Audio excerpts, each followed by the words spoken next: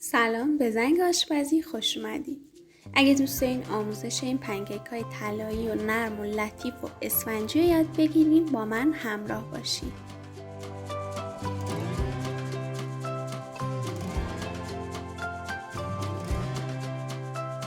برای درست کردن 10 تا پنکیک نسبتاً بزرگ نیاز داریم به 2 تا تخم مرغ، 2 قاشق غذاخوری شکر و 1 پنس نمک، 1 و 1/4 پیمانه یا لیوان دسته‌دار فرانسوی آرد، نصف قاشق چایخوری وانیل، 1 قاشق مرباخوری بیکینگ پودر و 1 پیمونه سرخالی شیر.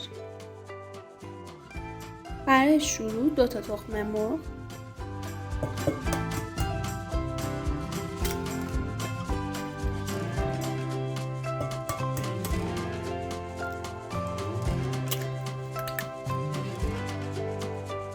به همراه 2 قاشق غذاخوری شکر و 1 پنس نمک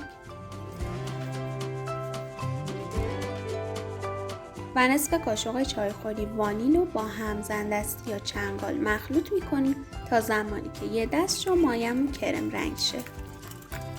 شکر پنکیک معمولاً کم هستش چون با مواد شیرین مثل عسل و مربا و شکلات و اینا سرو میشه.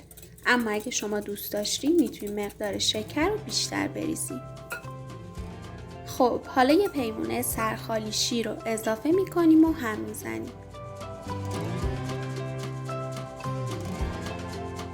بیشتر از این نیاز نیست همش بزنیم، در همین حد کافیه.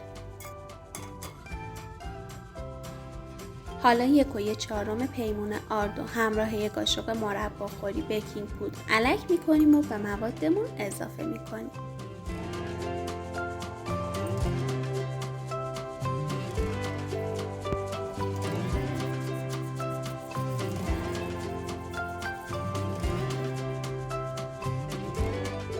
موادمون رو مخلوط میکنیم در حدی که کاملا صاف و یه دست شه و داخل مایع پنکیکمون آرد گوله گوله نمونه و موادمون کاملا یه نواخت شه.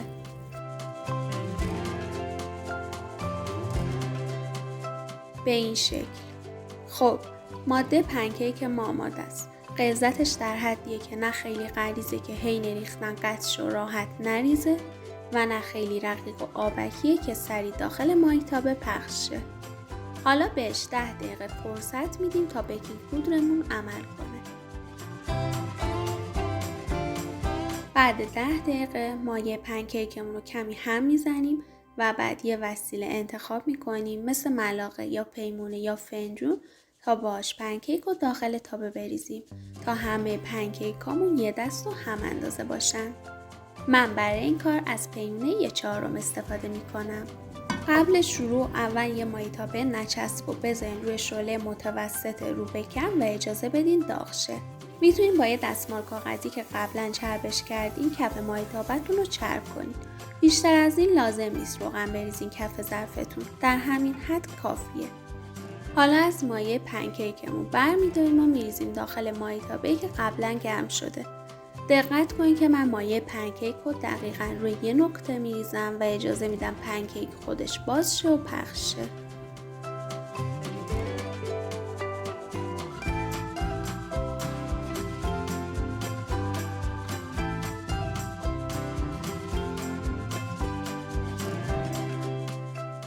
اجازه میدیم تا روی سطح پنکیکمون کامل حباب تشکیل شه و تمام سطح پنکیکمون رو حباب بگیره و تا روی سطح پنکیکمون فعلا مایع و خیس و خودشو نگرفته سریع پنکیک رو برمیگردونیم تا طرف دیگه‌ش هم در اثر حرارت پف کنه و یه دست طلایی شه و حالت نامنظم نداشته باشه طرف دیگه پنکیکمون.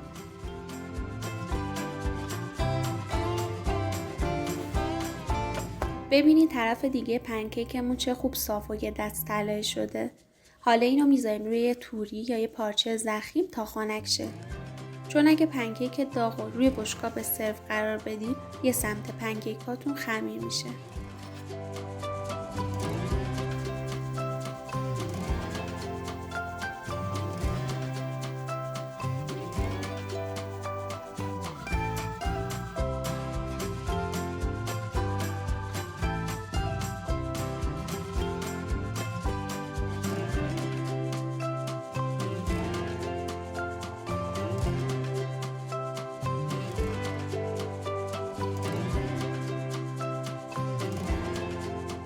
بفرمایید. اینم از پنکیک های طلایی و نرم و لطیف و اسفنجی زنگ آشپزی. اگه این ویدیو رو دوست داشتین لطفاً لایکش کنین، کانالمو سابسکرایب کنین و زنگوله رو بزنین تا اگه ویدیو جدیدی گذاشتم با خبر بشین.